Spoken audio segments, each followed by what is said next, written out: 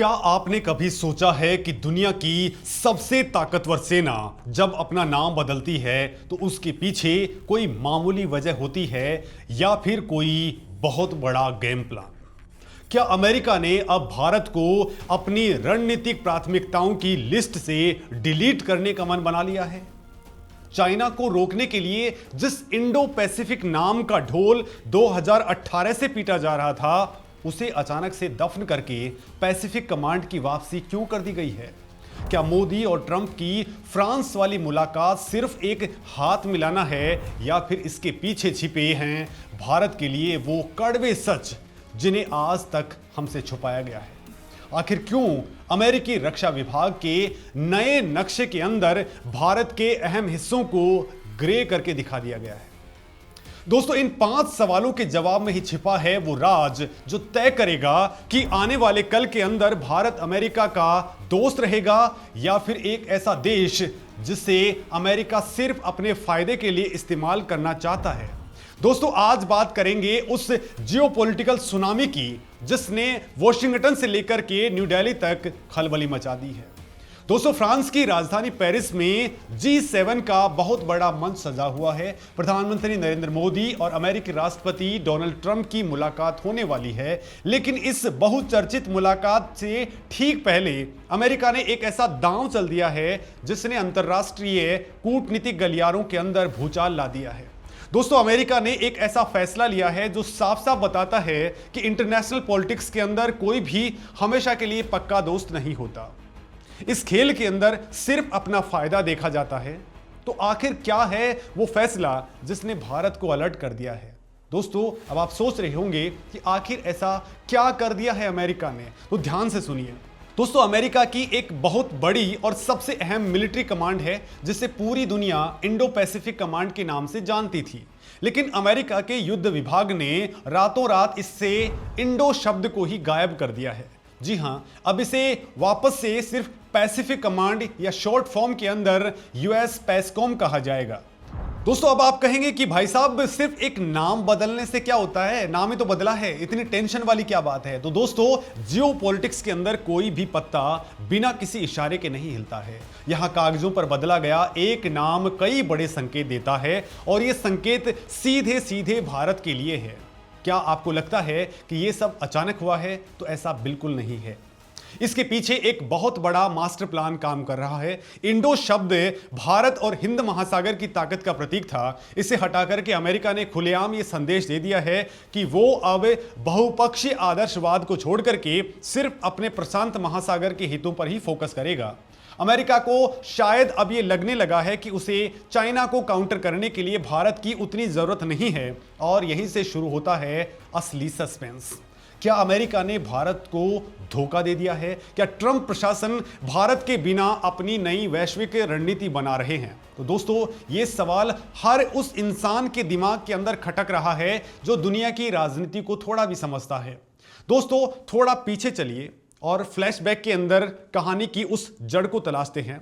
आपको याद होगा कि साल 2018 के अंदर जब डोनाल्ड ट्रंप पहली बार सत्ता के अंदर आए थे, तब उन्होंने ही पैसिफिक कमांड का नाम बदल करके इंडो पैसिफिक कमांड रखा था।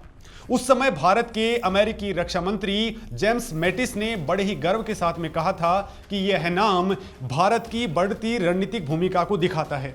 उन्होंने तब बहुत ही बड़ी बात कही थी कि यह अमेरिकी कमांड बॉलीवुड से हॉलीवुड तक फैली हुई है। वो समय था जब अमेरिका को भारत की बहुत ज्यादा जरूरत महसूस हो रही थी।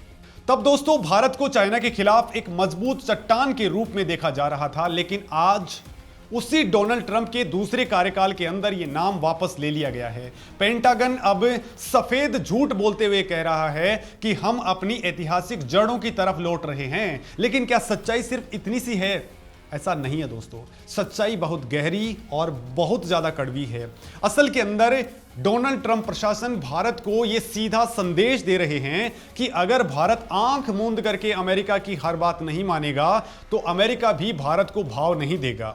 बिल्कुल कुछ महीनों के अंदर भारत ने दोस्तों दिखा दिया है कि वो अपने फैसले खुद लेता है और दोस्तों यही बात शायद अमेरिका को चुभ रही है। इसके अलावा ट्रंप प्रशासन यह भी संदेश देना चाहते हैं कि अमेरिका का मुख्य मिलिट्री फोकस अब पश्चिमी प्रशांत क्षेत्र, ताइवान, जापान, फिलीपींस और चाइना से जुड़ी प्रत्यक्ष चुनौतियों से है। यानी अमेरिका की नजर के अंदर भारत महत्वपूर्ण तो है, लेकिन अब रणनीतिक केंद्र के रूप में नहीं है। दोस्तों, यह एक बहुत बड़ा शिफ्ट है, लेकिन बात सिर्फ नाम बदलने तक नहीं रुकी। अमेरिका ने एक हरकत और कर दी है जिससे कोई भी भारतीय बर्दाश्त नहीं करेगा। अब जो सस्पेंस में खोलने जा रहा हूं वो आपके खून को खौला देगा। अमेरिका सिर्फ नाम बदल करके नहीं रुका, उसने एक नया आधिकारिक नक्शा भी जारी कर दिया है और इस नक्शे में जो किया गया है वो सीधे तौर पर भारत की अखंडता और संप्रभुता पर एक सीधा प्रहार है। पैसिफिक कमांड की वेबसाइट के ऊपर एरिया ऑफ रेस्पॉन्सिबिलिटी यानी कि जिम्मेदारी वाले इलाके का जो नक्शा अपलोड किया गया है, उसमें भारत के नक्शे के साथ साथ बहुत खतरनाक छेड़छाड़ की गई है। इस नक्शे के अंदर भारत के जम्मू एंड कश्मीर के पूरे रीजन को ही सही तरीके से नहीं दिखाया गया है। सबसे चौंकाने वाली बात तो यह है कि पाकिस्तान के कब्जे वाले कश्मीर यानी कि पीओके को पाकिस्तान का हिस्सा दिखा दिया गया है। भारत के नक्शे के ठीक बीच से एक काली रेखा गुजर रही है। अमेरिका ने भारत को हल्के रंग के अंदर दिखाया है, लेकिन पीओके और अक्साई चीन को मुख्य भारतीय नक्शे से अलग कर दिया गया है। लेकिन दोस्तों, क्या यह महज एक टाइपिंग या फिर ग्राफिकल मिस्टेक है? तो ऐसा भी बिल्कुल नहीं है। कूटनीति के खेल के अंदर ऐसी गलतियां कभी भी अनजाने में नहीं होती हैं। अमेरिका ने पूरी तरीके से जानबूझ करके ऐसा किया है। अमेरिका की एक कमांड है यूएस सेंटकॉम, जो मिडिल ईस्ट और पाकिस्तान को देखती है, और दूसरी है यूएस पेस्कॉम। दोस्तों, अमेरिका ने पाकिस्तान को यूएस सेंटकॉम के हवाले दिखाया गया है और भारत को अलग रंग में।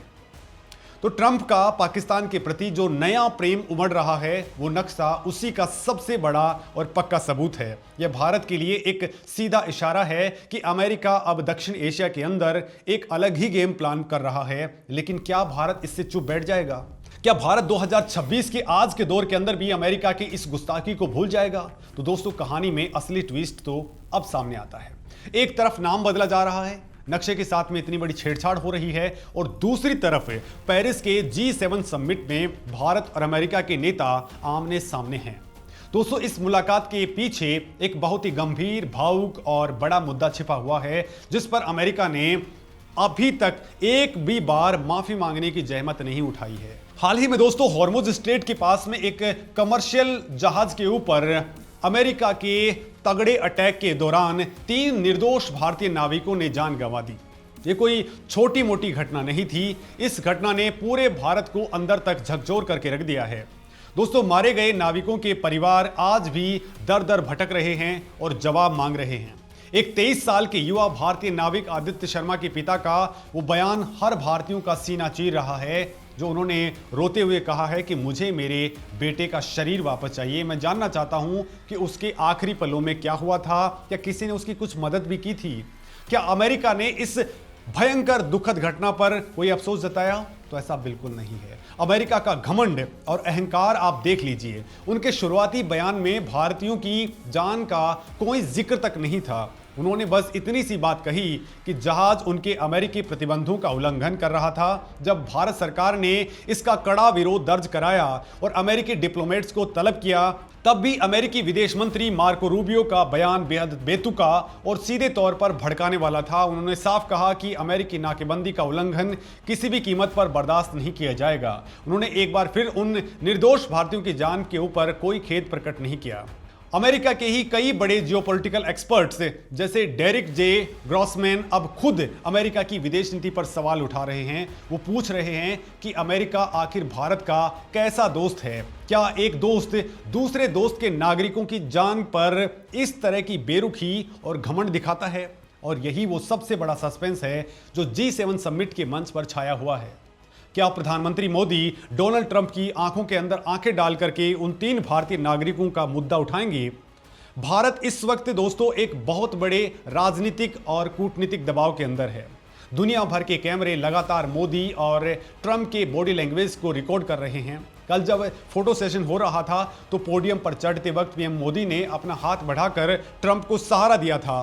ट्रंप ने भी वो हाथ थामा और दोनों नेता एक साथ बैठे नजर भी आए। लेकिन इंटरनेशनल पॉलिटिक्स के अंदर इन मुस्कुराहटों और हाथ मिलाने के पीछे बहुत गहरे और ठंडे राज छुपे होते हैं। पीएम मोदी ने G7 के मंच से कल ही एक बहुत बड़ा और धारदार बयान दिया था। उन्होंने सीधे लफ्जों के अंदर अमेरिका का नाम लिए बिना कहा कि समुद्री कर्मचारियों को बिना किसी डर के काम करने देना चाहिए। यह एक बहुत ही सदा हुआ लेकिन कड़ा राष्ट्रवादी संदेश था।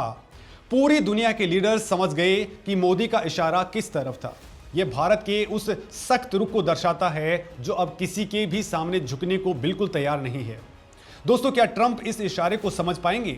अब दोस्तों, सवाल यह उठता है कि यह जो सब कुछ राजनीतिक ड्रामा हो रहा है, कूटनीतिक ड्रामा हो रहा है, उसका क्वाड के ऊपर क्या असर पड़ेगा?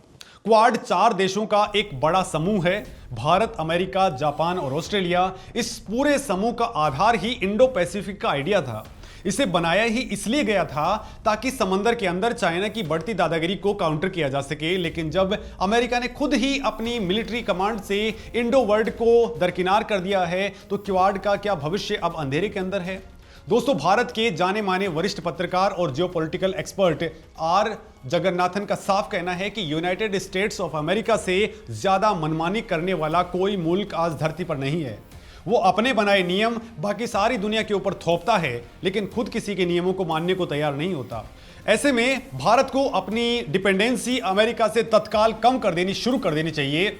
भारत को किसी भी बाहरी गुटबाजी पर बिल्कुल डिपेंडेंट रहने के बजाय अपनी खुद की राष्ट्रीय आर्थिक और कूटनीतिक ताकत को बढ़ाना चाहिए। दोस्तों, क्या भारत को अब सच में क्वाड छोड़ देना चाहिए? ये एक बहुत बड़ा और पेचीदा सवाल है। अगर हम एक्सपर्ट्स की माने तो कांग्रेस के वरिष्ठ नेता शशि थरूर ने भी सोशल मीडिया पर एक बहुत बड़ा और तीखा सवाल दागा है। उन्होंने पूछा कि क्या अमेरिका का ये फैसला क्वाड के अंत की शुरुआत है?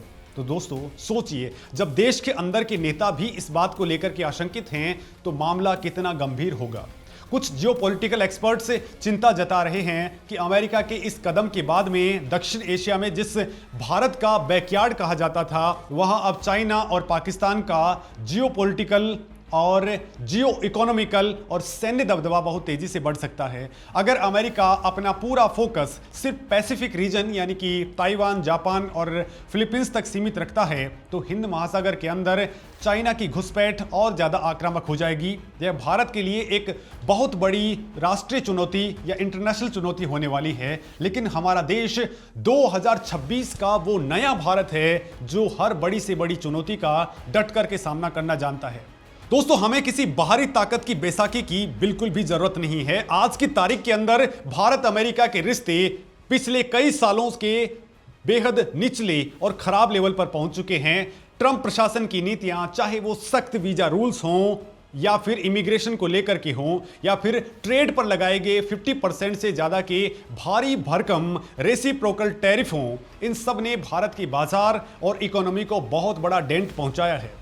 दोस्तों, अमेरिका के रक्षा विभाग का कहना है कि नाम बदलने के बावजूद पैसिफिक कमांड का मुख्य मिशन वही रहेगा और सहयोगी देशों के साथ में फ्री और ओपन थिएटर बनाए रखने का कमिटमेंट नहीं बदलेगा। तकनीकी भाषा में फ्री और ओपन थिएटर का मतलब होता है समंदर में सभी देशों के जहाजों की बिना किसी रोक टोक के आवाजाही सुनिश्चित करना और चाइना के असर को रोकना। लेकिन क्या सिर्फ अमेरिका के खोखले वादों से काम चल पाएगा जब आप अपने सबसे बड़े रणनीतिकार साझेदार के नक्शे के साथ ही गंदी राजनीति करते हैं? जब आप उसके नागरिकों की जान पर 2 शब्द संवेदना के नहीं बोल सकते, तो वो साझेदारी किस काम की हो सकती है? दोस्तों, अब जो सबसे बड़ी बात छन करके सामने आ रही है वो ये कि ट्रंप का असली फोकस अब बदल रहा है। वो चाइना के साथ सीधा उलझने के बजाय किसी तरह की डील करने की सोच रहे हैं। ट्रंप ने कई बार आधिकारिक बयानों में एशिया पैसिफिक वर्ड का इस्तेमाल किया है। इसका सीधा सा मतलब यह निकाला जा रहा है कि वो चाइना के साथ में ज्यादा जुड़ाव बनाने की कोशिश कर रहे हैं, ना कि उसके प्रति आक्रामक रूप अपनाने की। वो भारत को सिर्फ एक मोहरे की तरह इस्तेमाल तो करना चाहते हैं, लेकिन भारत को कभी बराबरी का दर्जा नहीं देना चाहते। और यही वो वजह है जहां भारत को अपनी पूरी विदेश नीति को रीसेट करना पड़ेगा।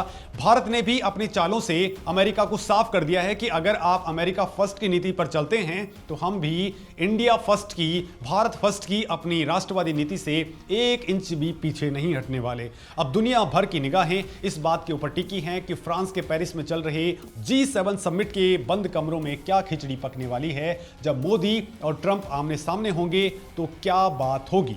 अब दोस्तों सवाल ये होगा कि क्या मोदी और ट्रंप की ये मुलाकात इन घावों को भर पाएगी। तो दोस्तों माइकल कुलेगमैन जैसे एक्सपर्ट तो साफ कह रहे हैं कि रिश्तों में आई दरार इतनी गहरी है कि एक ही मीटिंग में सब कुछ नहीं बदलेगा। भारत और अमेरिका के बीच में पिछले 16 महीनों में वो सब हुआ है जो पिछले 20 सालों के अंदर कभी नहीं हुआ। ट्रेड डील लटकी पड़ी है, वीजा पॉलिसी भारतीयों के लिए एक बुरे सपने से कम नहीं है और टैरिफ की मार तो आप सब जानते ही हैं।